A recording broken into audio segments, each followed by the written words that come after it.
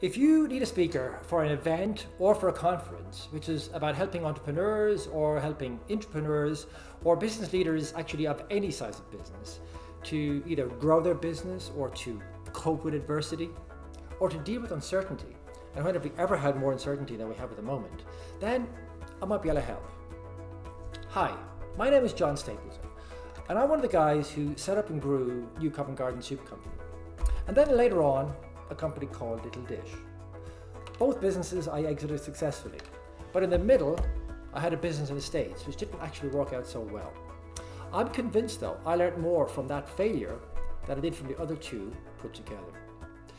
These days I help businesses grow, either as an investor or as an advisor or as a mentor. I'm also a professional speaker, and I use these experiences creating and growing and selling businesses to understand the challenges that face us all, especially in these uncertain times, and how we can effectively overcome these challenges and setbacks. I speak in particular about how to turn uncertainty into a competitive advantage, and other themes like having the courage of your convictions and learning from failure, and how to embrace adversity. Since early 2020, the speaking industry has had to move almost entirely online. So I've put together a selection of what I've been doing during the last year, and ultimately what I could do to help you, or help your business, or help your audience. Have a look. Something in here might be for you. Let me leave you with this one. If it says, have the courage of your convictions. It's so easy to say that and so difficult to actually deliver on it, because as an entrepreneur you're putting yourself constantly in the way of adversity.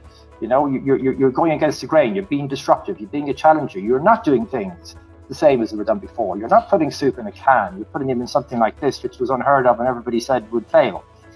But you have to figure out if you're onto something good here and you really understand who your target market is and why they will actually buy this product. So if you're convinced by it, well, then have the courage of those convictions.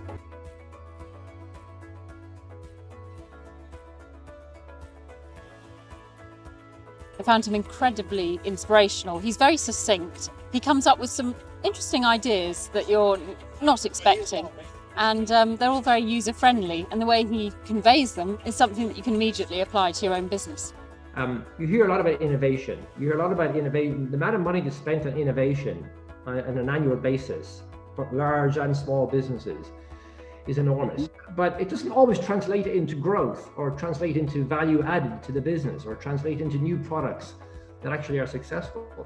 So the point about innovation is innovate stuff that the customer wants. I mean, that sounds really obvious, and why would you do anything different? Well, the facts suggest that we do it different all of the time because it's a huge investment in innovation. So consumer insight, that's the point I was making before. Absolutely know who your consumer is. You got to define who your consumer is. John's, ability to speak at events and, to sort of present on webinars is just incredible. I think what is very clear about John is his authenticity. And I know he calls himself the authentic entrepreneur, but actually I think he really is a very authentic entrepreneur. I think there can be a thin line between success and failure a lot of the time as well. But I think the big difference between the two is that you can more easily learn from failure. And make no mistake, Mike, I don't think you can make a career out of failure. But allowing yourself to fail brings huge benefits. Yeah, I mean, success is a lousy teacher. I've heard that one so many times, and it's so true. Because you often don't really know what's causing the success that you're going through. You're often pulling lots of levers at the same time in order to make something work. Failure, on the contrary, is much more transparent. As an entrepreneur, when you fail, you're often left very exposed.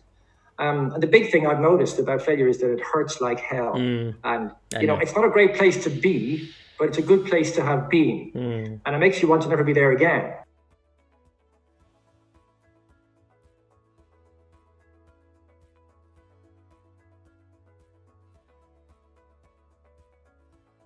Anyone who's achieved anything worthwhile will have encountered adversity and challenge and setbacks, whether in a startup environment or an established corporate or at any stage in between. But we can all thrive in an environment of uncertainty. In fact, I'm convinced we can turn uncertainty into a competitive advantage. I speak to entrepreneurs and to intrapreneurs and to business leaders and anyone who's trying to affect change. You've seen here a smattering of different styles of what I do on screen. It'd be great to have a conversation about how these messages could be used to benefit your audience, your staff, and your business. Contact details are coming up. Be sure to let me know.